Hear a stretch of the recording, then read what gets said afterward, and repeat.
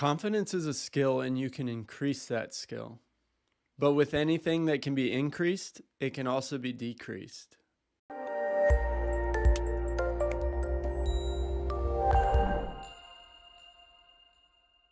Understanding that is one of the key elements to gaining more confidence. Because if you're able to increase or decrease it, that means there's something that you can do to improve it. So when we're looking at this, there's lots of things that we can do to increase our confidence, and there's also lots of things that we can do that decrease our confidence. But we're going to talk about a few simple things that we can do to increase our confidence and a few easy things to avoid. First and easiest thing is look at our environment. Your environment includes everything about your life, where you live, where you work, where you do your hobbies, where you spend most of your time. It's surprising to me how much your environment actually impacts your confidence. So when we think about our environment and we think about confidence, a lot of times we think about confidence as being in the present moment or in what we're doing. But actually, if we don't feel good about the environments, for example, if we don't feel good about where we live, we actually take that with us. So we take that feeling with us throughout the day, and it impacts the rest of our interactions. And this is compounded by several different environments that we're in. Do we like the place that we live? Do we like where we work? Do we like where we spend our time? If we're in a position where we're not proud about these things, then it's going to have an impact on our overall confidence. So we can look at each of our environments that we spend the most time in and see how we feel about them. Are we proud of them, or are we kind of embarrassed? And if we're embarrassed, we're going to take that into all of our future interactions or any area where we think we need to or want to be more confident. That environment, even though we're not actively in it, is going to have an impact on the way we behave. And if we are interacting in that environment, then it's likely that we're not going to feel as confident as we could. So some of our environment is circumstance, just the actual facts of the situation.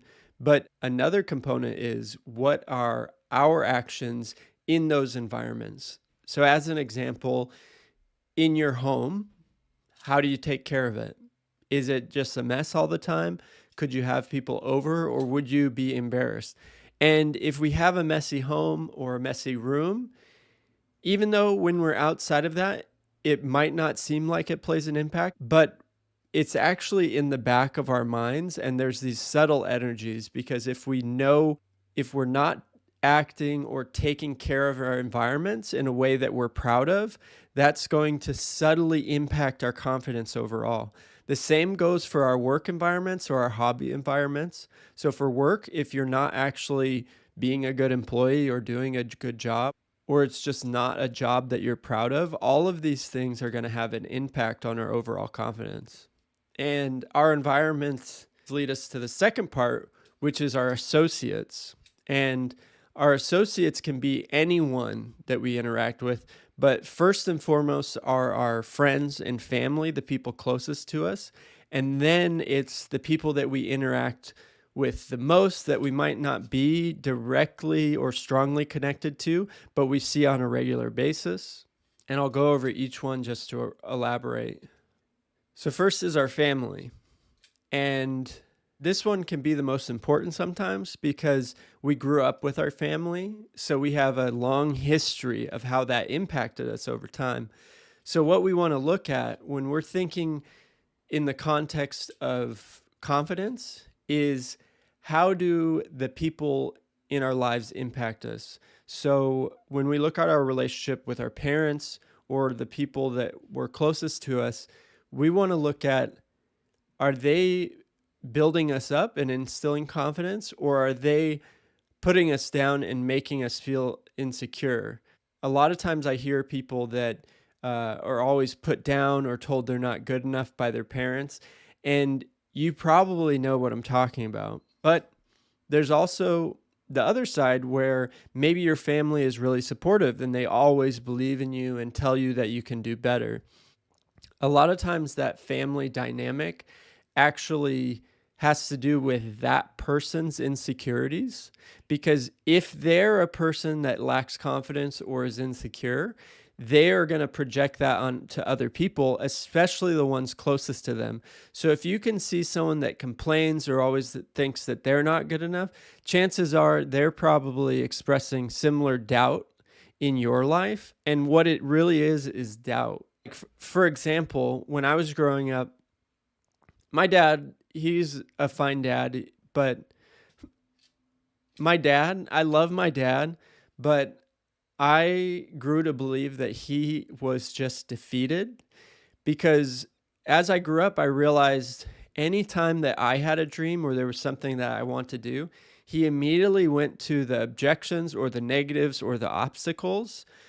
And it basically always ruled in that, what's the point? It's probably not going to happen. Don't get your hopes up. And what that told me, even though it was my dad expressing his doubt, was that I wasn't good enough. I didn't realize this for a long time until I actually got some separation, and then I could see at what that impact had on me and what starting from a place of doubt does for my confidence and my actions and behaviors for the rest of my life, and internal self-belief. Because confidence, the main thing is that it comes from an internal sense of belief, but all of our external influences have an impact on that. So when we're thinking about our family, we might need to step away or set some boundaries with them and not spend as much time with them, because when we're expressing our hopes and dreams, are they shutting it down, or are they actually being supportive? Are they putting their insecurities and lack of confidence onto us? And we have to be aware of this so that we can either limit or block that out of our lives, so we can set appropriate boundaries with them so we can work on building our own confidence. And we're going to look at our friends and closest people in a similar way, where when we express our hopes and dreams, do they build us up, or do they immediately express their doubts and their insecurities and put us down? Because those external doubts and insecurities, even if we want to believe that we can completely block them out, they seep into us and they plant seeds of doubt that affects our confidence. And then we take that even further into our work environment. These are people that we spend a lot of time with generally. And sometimes these can be the most toxic, depending on your boss and your coworkers. What are they doing for your confidence? Are they putting you down or building you up? And really, with all of these and your associates, we want to start limiting time with people that are putting us down and that are insecure themselves, and letting their insecurities seep into us, and spending more time with people that are supportive, secure in themselves, and maybe we see as confident. They don't have to be the most confident or the most successful people that you can find, but really we want to start switching and finding people that are positive and supportive and loving, so that we're in a positive environment to feel better about ourselves, shift our mindset, and get positive influence rather than negative. And each relationship affects our level of confidence. So we want to look at each one and how they affect us. And that brings us to the next thing, which is our mindset. And that's the biggest thing here, because our mindset is really our confidence. And it is impacted by all of our external influences, but we can do a lot of internal work to help bolster it too. But changing those external variables also helps support the internal shift. So we're trying to create an environment of external and internal positivity so we can have a better chance of increasing our confidence. The first thing we do with our mindset is start to be aware that we are not our thoughts, and step back and start to observe what you're thinking. It might sound weird if you've never done this, but you can actually observe your thoughts, which gets me into a whole nother aspect of life. of life and being a human. But for this and our confidence, we want to be able to observe, how are we thinking regularly? Are we thinking that we can't do things all the time, or that we're not good enough? Is our mind generally negative? And we're going to look at it in a similar way that we did to our relationships. Is our mind a positive influence, or is it a negative influence? Are we thinking in a secure way that's putting us down and seeding doubt?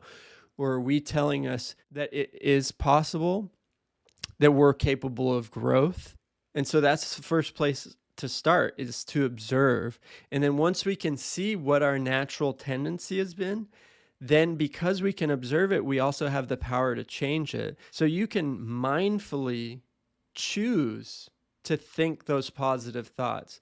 And this, you might have heard this, and maybe it seems silly, but when you're about to do something that you want to have more confidence in, tell yourself mentally or even verbally, which is even more powerful, I'm capable of doing this. I can do this. Whatever it may be, repeat that you can do it.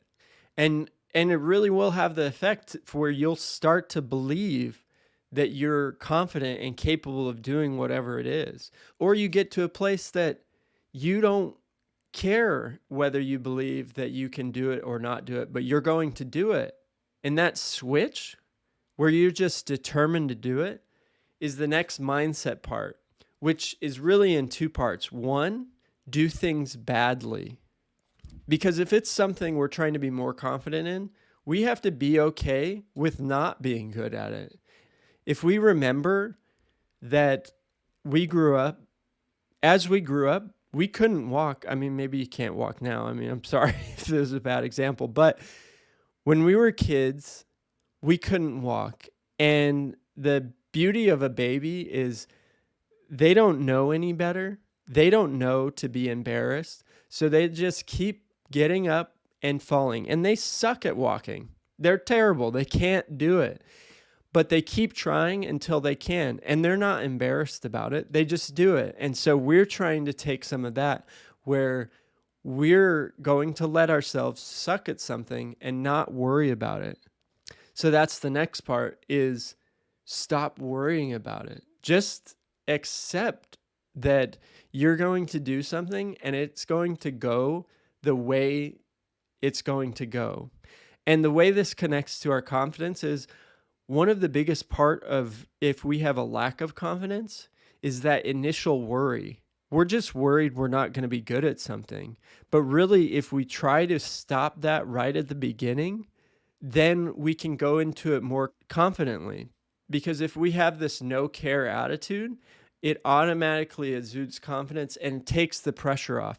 If we can stop worrying about how good we are or aren't at something, it can allow us to have the confidence to go through with it despite the turnout. And that leads to the next part, where things really aren't that serious. And most things in life are really for fun, and we don't have to do them. So we're trying to get to a place where we don't worry about the outcome, but we try to appreciate doing the thing. So we don't worry about how well we did it. What we worry about, did we enjoy doing it? And if we can get to a place where we're not worried about the external outcome, was it good or was it bad? But we worry about, did I enjoy doing that thing? Am I enjoying myself? Am I enjoying life? That's really what the most important thing is. And that's where we can have confidence. If you can tell yourself before you're going to do something that I'm going to go into this and have as much fun as I can, no matter what the outcome is, you're going to naturally be more confident. And this is all easier said than done, but when you're going to approach something, start thinking about it like that. And those are those mindset things. Those are the practice that you can do, where you can choose to start thinking in a different way. Stop thinking in a way as, can I do this? Am I going to fail? What do people think? Start doing, I'm going to do this. I'm going to have as much fun as I can, and I might suck, and that's okay. And that leads really to the next part, which confidence takes practice. Just like any other skill, You have to practice to get better at it. So all these mindset things, association things, environment things, it takes practice. So we're setting all components of our life up to be more confident. We want a place that we're proud to live in. We take care of our place. We have friends and family that are supportive of us. We have relationships that are supportive. And all of those things support our internal mindset, which is then shifting from any sort of negative self-doubt, insecurities, to positive, being present, being mindful, and enjoying the things that we're doing. And when you start shifting your confidence and you start practicing over and over, these things you might fall, just like a baby, just get back up. You might not be confident first, and you don't have to be the most confident person in the world, but you will start to feel better and you will start to enjoy life more. Rather than living in a place of doubt and insecurity, you can at least have confidence to be yourself and actually enjoy the life that you're living. So practice, practice, practice until you start to feel the effects, until you start to feel more enjoyment in life. Because I really believe that confidence and life enjoyment are directly connected. Now, on to the things to avoid. And the first thing to avoid is one, negative people, like we talked about, which is easy. But then another part that isn't always discussed is avoiding isolation. And this really varies person to person, depending if you're an introvert or an extrovert. But what isolation can do is the more time you isolate, typically the more time you worry. There's been studies shown that left to our own devices, we have a predisposition to negativity.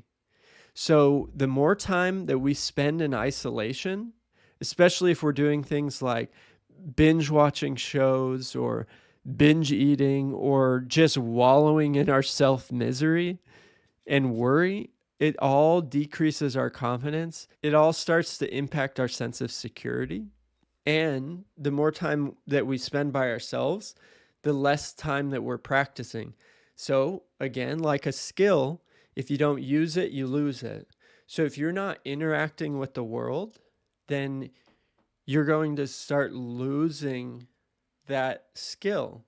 You're going to start losing those people skills. You're going to start losing the boundaries and things that we've been practicing in this. There's also this feeling of a isolation hangover where even when you get back into the world, you still almost have to like dust off the cobwebs and get yourself back to the routine and the familiarity of interacting with people.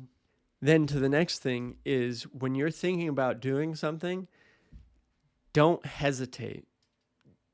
If it's something you need to weigh your pros and cons, whether you want to do it or not, there's definitely value in that.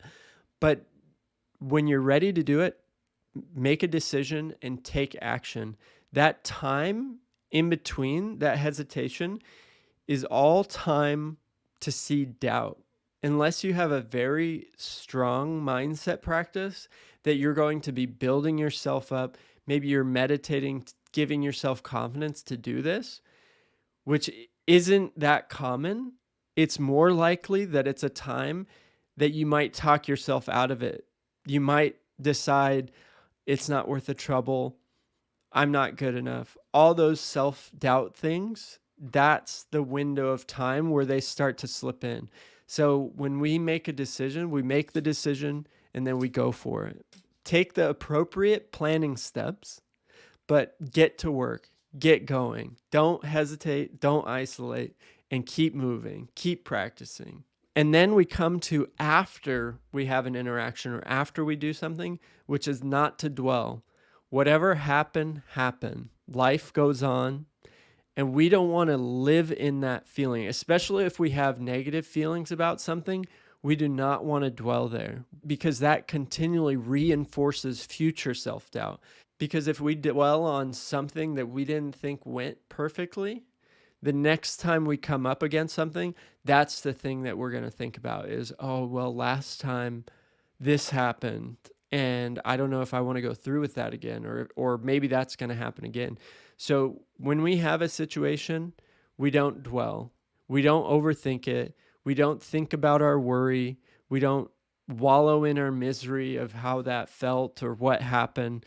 We recognize life goes the way it's supposed to. For whatever reason, it had to go that way, and I'm ready for the next thing. And I know this is a skill. I'm capable of growth. I'm going to use my past experiences to learn and grow and increase our confidence overall. So there's a lot more that we could talk about confidence, but this is an amazing place to start. If you start implementing these things and avoiding these things, I know you're going to feel more confident. And I know, most importantly, you're going to start enjoying life more, because that's where you need to start is, am I enjoying this? That's where you should start. And that's where we want to get to is, are we enjoying this? If you want to dive deeper on any of these other topics, you can check out the other videos that may have been made by the time you're watching this. Otherwise, like, subscribe, hit the notification bell if you want to support the channel. And we're creating a library of lessons and information that will help you change, grow, and unlock your life to live up to your highest potential. So thanks for watching, and I'll see you at the next video.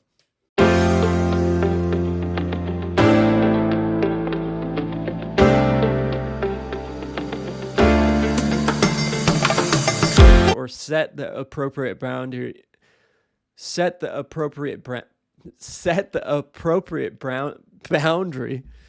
Set the appropriate so that we can set the appropriate boundary, so that we can set an appropriate